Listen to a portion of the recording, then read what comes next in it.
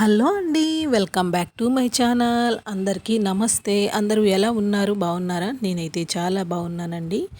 ప్రతి స్త్రీ కోరుకునేటువంటి ఒక అద్భుతమైనటువంటి విషయాన్ని గురించి తెలియచేయాలి అనుకుంటున్నాను. ప్రతి ఆడది కూడా తన భర్త దగ్గర నుండి గౌరవం పొందాలి అని అనుకుంటుంది. ఎలా ఉంటే మనకి మన భర్త నుంచి గౌరవం కలుగుతుంది అనేటువంటి కొన్ని విషయాలు, ఒక 9 పనులు మనం చేసేటువంటి పనుల వలన ఎక్కువగా మనకి గౌరవం అనేది లభిస్తుందో ఈరోజు వీడియోలో మీ అందరికీ తెలియచేయాలి అనుకుంటున్నాను. వీడియో కనుక నచ్చితే లైక్ చేసి సపోర్ట్ చేయండి. అలాగే ప్రతి ఒక్కరూ కూడా వీడియో స్కిప్ చేయకుండా చూడండి. ఇది ఎవరిని ఇబ్బంది పెట్టాలని కాదండి. ఒక సగటు మహిళగా మీరు చేయాలి అనుకుంటే ఖచ్చితంగా చేయవచ్చు అన్నమాట. భర్త ఎప్పుడు దగ్గరగా ఉండండి. అంటే చాలామంది అనుకుంటారు, మన మాటకి విలువ ఇవ్వనప్పుడు మనం ఎందుకు పట్టించుకోవాలి అని అనుకుంటూ ఉంటారన్నమాట. భార్య తన భర్త తనను పట్టించుకోవాలని, తనను చులకనగా చూడకూడదు అనుకుంటే స్త్రీ ఖచ్చితంగా ఈ 9 పనులను చేయవలసి ఉంటుంది. అప్పుడే తన గౌరవం అనేది పెరుగుతుంది. కాబట్టి ఈ యొక్క 9 పనులు కూడా అవకాశం ఉండి మీకు ఇంట్రెస్ట్ ఉంది, మీ భర్త దగ్గర మీకు విలువ కావాలి అనుకుంటే ఖచ్చితంగా ప్రయత్నం చేయండి. దానిలో మొదటిగా మీ యొక్క విలువను నిలబెట్టుకోండి. మీ భర్తకు అత్తమామలకు సహాయం చేయటం మంచిది. కానీ ఎల్లప్పుడూ తక్షణమే అందుబాటులో ఉండటం మీ విలువను తగ్గిస్తుంది. మీరు మీ పనులను, మీ సమయాన్ని కూడా గౌరవించండి. మీ భర్త ఏదైనా సహాయం అయినప్పుడు మీరు చేస్తున్న పనిని పూర్తి చేయటానికి కొంత సమయం అడగటంలో తప్పనేది లేదన్నమాట. మీ సమయానికి కూడా విలువ ఇవ్వటం ద్వారా మీ భర్త కూడా మీ సమయాన్ని గౌరవిస్తూ ఉంటాడన్నమాట. మీరు మీ సొంత పనుల్లో బిజీగా ఉన్నా కూడా మీ హృదయంలో మీ భర్తకు ఒక అమూల్యమైనటువంటి స్థానం ఉందని మీ భర్తకు తెలిసేలాగా చేయండి. కానీ మీ ప్రాధాన్యతలను కూడా వారికి అర్థమయ్యేలాగా చెప్పాలన్నమాట.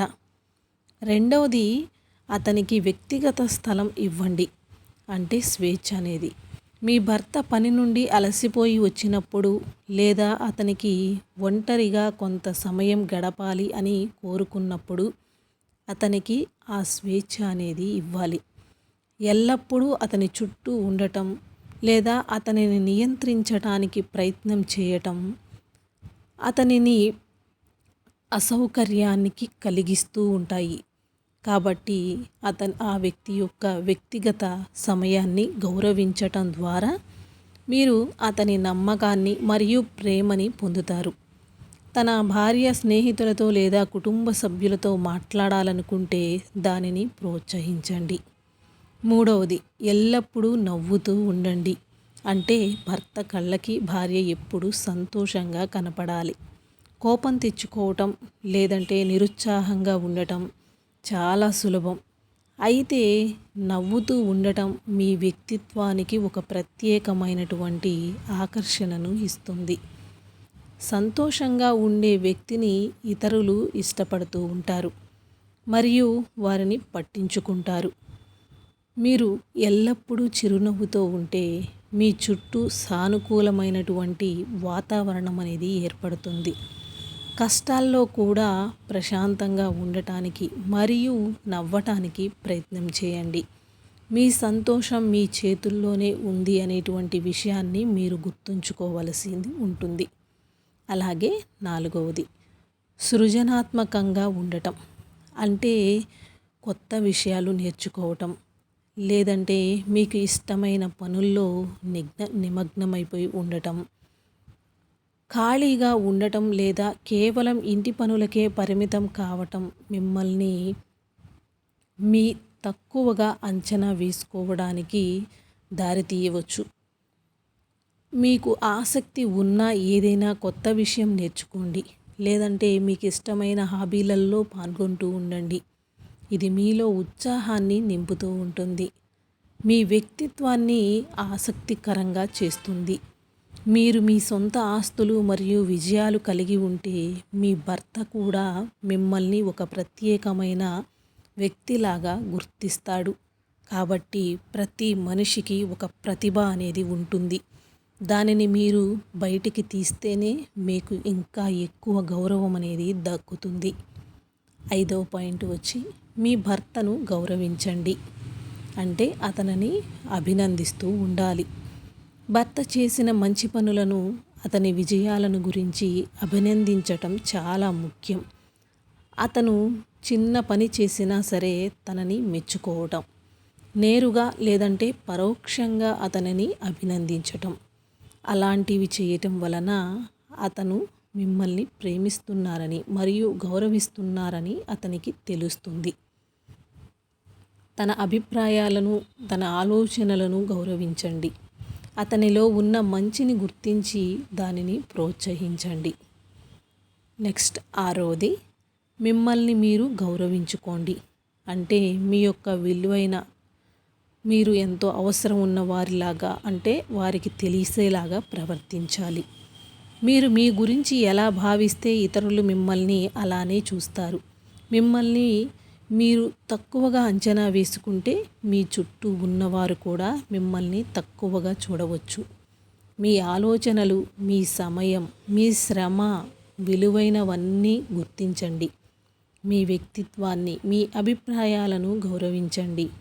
మీ గురించి మీరు మంచిగా భావించినప్పుడే మీ భర్తతో సహా ఇతరులు మిమ్మల్ని గౌరవిస్తారు. మీ ఆరోగ్యం, మీ వ్యక్తిగత అభివృద్ధి కోసం సమయం కేటాయించండి. మిమ్మల్ని మీరు ప్రేమించండి. మీ గురించి పట్టించుకోవటం ద్వారా ఆత్మగౌరవాన్ని పెంచుకోండి. ఇలా మీ గురించి పట్టించుకునే మీ అవసరాలను ఇతరులకు స్పష్టంగా తెలియచేయండి. నెంబర్ 7, అతని విజయాన్ని ఆస్వాదించాలి. అంటే విజయాలు తను గెలిచినప్పుడు మీరు దానిలో పాలు పంచుకోవాలన్నమాట. మీ భర్త సాధించిన చిన్న చిన్న విజయాలను కూడా వేడుక చేసుకోండి. అతని సంతోషంలో పాలు పంచుకోవడం ద్వారా మీరు తనని ఎంతగానో ప్రేమిస్తున్నారని మరియు అతని విజయాన్ని చూసి మీరు గర్విస్తున్నారని అతనికి తెలుస్తుంది. తన విజయాలను ప్రోత్సహించడం ద్వారా మీరు అతనిలో మరింత ఉత్సాహం అనేది నింపుతారు. నెంబర్ 8, నేరుగా మాట్లాడండి. నిందించినట్లుగా కాకుండా స్పష్టంగా మీరు మాట్లాడండి.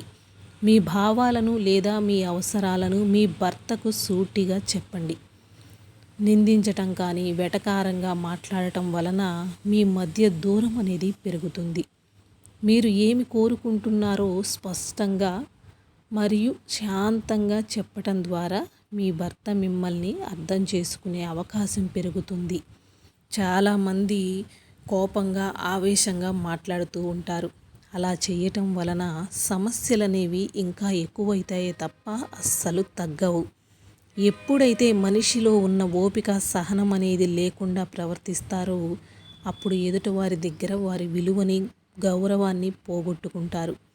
కాబట్టి మీ భర్తతో ప్రేమగా, సానుకూలంగా, తనకి అర్థమయ్యే విధంగా నిదానంగా చెప్పవలసి ఉంటుందన్నమాట. అలాగే మీ సమస్యలను పరిష్కరించడానికి ఒకరితో ఒకరు బహిరంగంగా చర్చించుకోవటం చాలా ముఖ్యమన్నమాట. ఏ సమస్య ఉన్నా కూడా ఇద్దరు ఒకరికొకరు చెప్పుకోవాలి. ఫైనల్గా లాస్ట్ది, సమాజానికి తోడ్పడండి. మీ మీ యొక్క పరిధిని విస్తరించుకోవటం, కేవలం ఇంటి పనులకే పరిమితం కాకుండా సామాజిక కార్యక్రమాల్లో పాల్గొనటం ద్వారా ఇతరులకు సహాయం చేయటం మీ వ్యక్తిత్వాన్ని మరింత పరిపూర్ణం చేస్తుంది. మీరు సమాజంలో మీకంటూ ఒక గుర్తింపు తెచ్చుకుంటే మీ భర్త కూడా మిమ్మల్ని ఒక ప్రత్యేకమైన వ్యక్తిగా చూస్తాడు. విద్యా ప్రచారం, పర్యావరణ పరిరక్షణ లేదంటే మహిళా సాధికారకత ఇట్లాంటి అంశాల్లో మీ వంతు మీరు చేయవచ్చన్నమాట. కాబట్టి గుర్తుంచుకోండి, ఒక బంధం అనేది ఒకరినొకరు అర్థం చేసుకోవటం, గౌరవించటం మరియు ప్రేమించుకోవటంపై ఆధారపడి ఉంటుంది. మీ బంధాన్ని మరింత బలపరుచుకోవటానికి ఈ యొక్క సూచనలు మీకు సహాయపడతాయని అనుకుంటున్నాను. కాబట్టి ఎప్పుడు ఎలాంటి మనస్పర్ధలు వచ్చినా ఒకరినొకరు అర్థం చేసుకుంటూ ఒకరికి ఒకరుగా తోడు ఉంటే ఖచ్చితంగా జీవితంలో